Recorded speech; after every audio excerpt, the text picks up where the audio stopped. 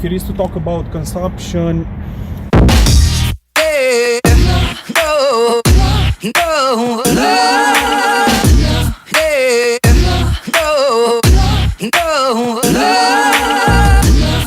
right guys, so today's video is gonna be pretty much a short review about Peugeot 2008.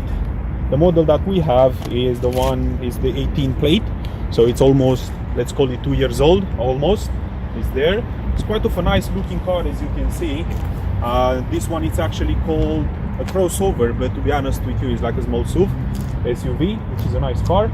As you can see, it's quite dirty, in the meaning of what we tested today actually was to see how much it's gonna jump around on very bad roads. You'll see some videos in there, by the way. It's not very fair because we use a gimbal when we shoot the video, but the point being is that even though there are quite a few people that are saying the suspensions are bad, at least so far, it might be given the fact that the car is not very old, at least so far the suspension it's all right. To be honest with you, with the service history that we have, because I'm I'm the second owner, so with the service history, the only thing that this car costed the owner was the usual servicing, which is changing the oil, changing the air filters and stuff like that, which was done about 5 months ago when I bought the car. The car was bought from Arnold Clark, which is one of the best ones in here in UK. You do have other dealers, but as we found, that's a little bit, let's say, is giving you a better price per value, sort of speaking. Now the car itself, as I was saying, it's quite good looking.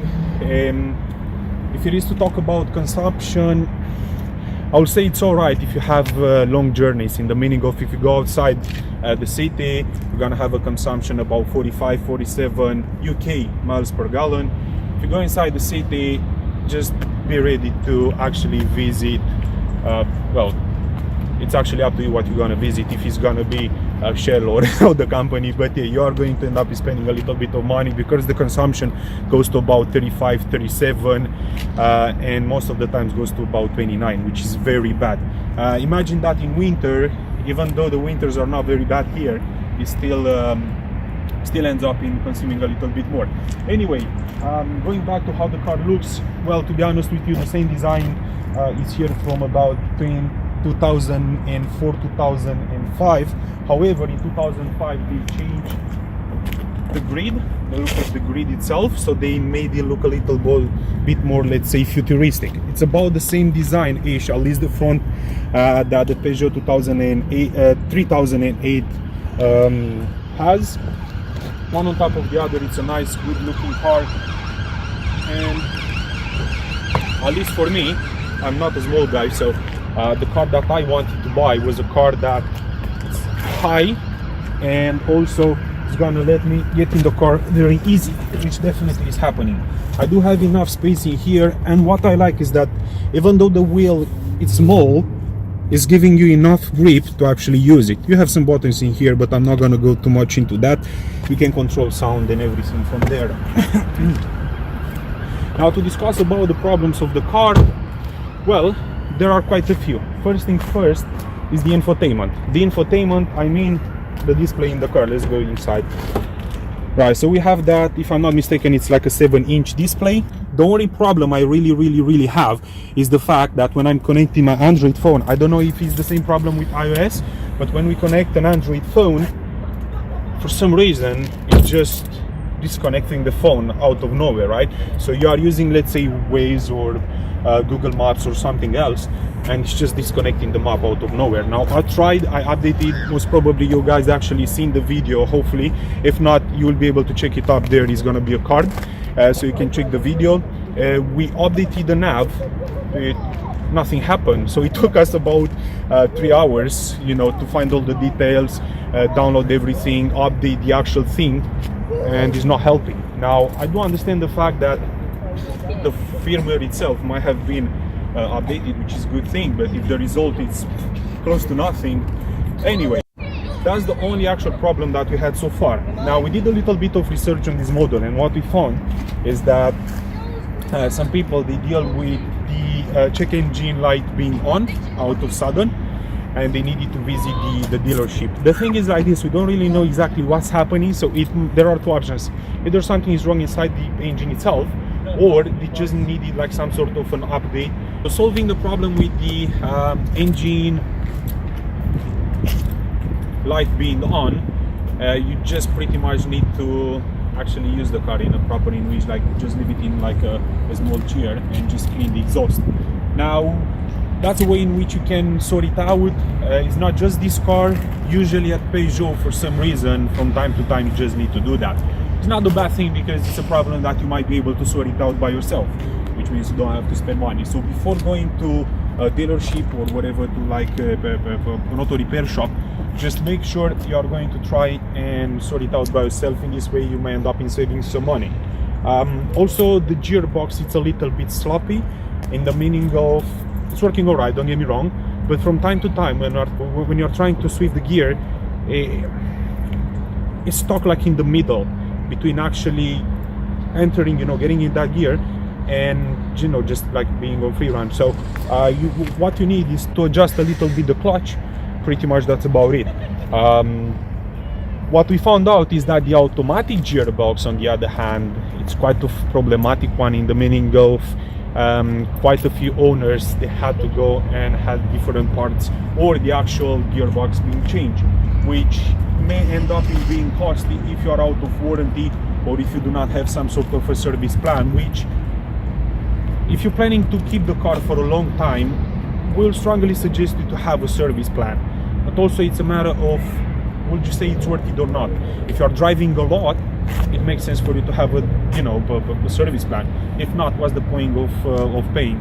The same thing goes between, as an example, you also have this model which is also a 1.5 diesel.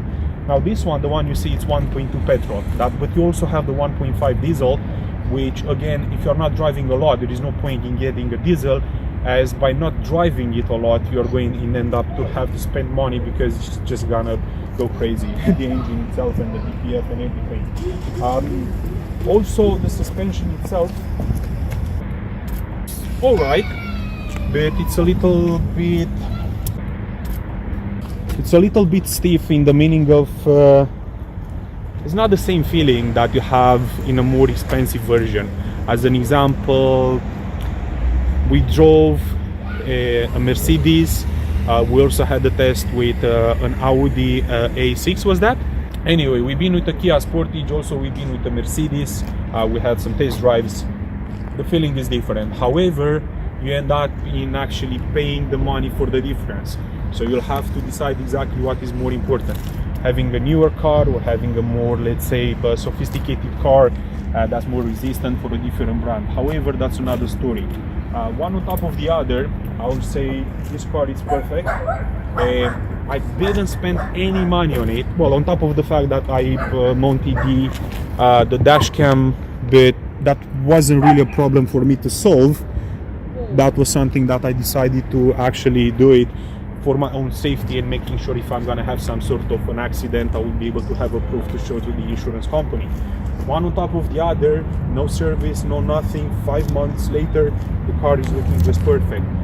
Most probably we'll have another review on the channel after the car is gonna have about 1 year since we bought it. But so far so good.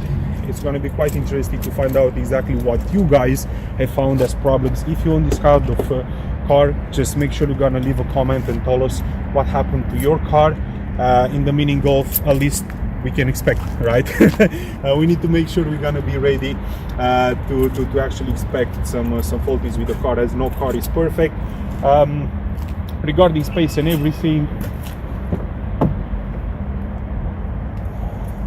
it's quite of a good space in here. Well, you're gonna see it's quite messy, but again, the car itself has a lot of space. You cannot really fit 3 people inside. I mean, you can, but to be honest with you, if it's a long journey, nope. As the people in the back, they're not going to be happy, and you want to make sure the people which are with you in the car are going to be happy, otherwise they're going to be noisy. And you have kids, oh my days, if you have kids, this car is perfect. Why? You can actually get some sort of like a tablet holder, right, and put it here, and they're gonna be so quiet. On top of that, you are going to be able to let them like watch movies and stuff like that and connect it directly to the infotainment system, the one that has issues. But you know, it has issues, but not that much. But anyway, you can actually connect it and they will be able to watch like a movie and stuff like that and just leave it alone. Pretty much that's everything about the car. If you guys have any comments regarding the car itself, or if you like to pretty much see another car being reviewed, just let us know, as we might make that happen. Please don't forget to like, subscribe, share the video if you found it useful, as any interaction that you guys had with us is gonna help us a lot, and it's gonna give us the trust and the confidence to go ahead and record a couple of more videos. Oh, by the way, if you want to check out the video about the infotainment, you're going to have it in the description. You're gonna have it in the description below. If you want to find out exactly how we install the dash cam, you're gonna have it below. And also, if you want to see like a short video while we're, you know, driving the car and stuff like that, also it's gonna be below, so please check the description. Thank you so much, guys, and well, enjoy your Saturday. It's Saturday today, innit? No, no, no.